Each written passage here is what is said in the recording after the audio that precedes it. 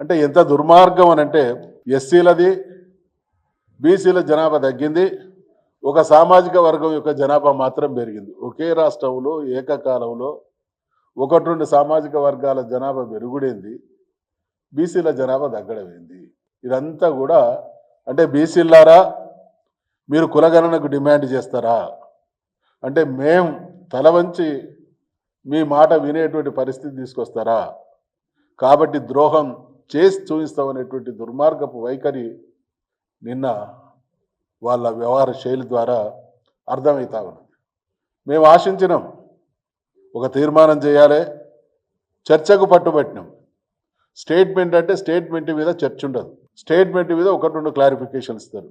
మేమేమన్నామంటే ఇది చాలా అత్యంత ప్రాధాన్యత కలిగినటువంటి అంశం. రాష్ట్రం యావత్తు ఉత్కంఠతో చూస్తూ ఉన్నది. దీని పర్యవసానాలు రాష్ట్ర భవిష్యత్తు మీద ఉండే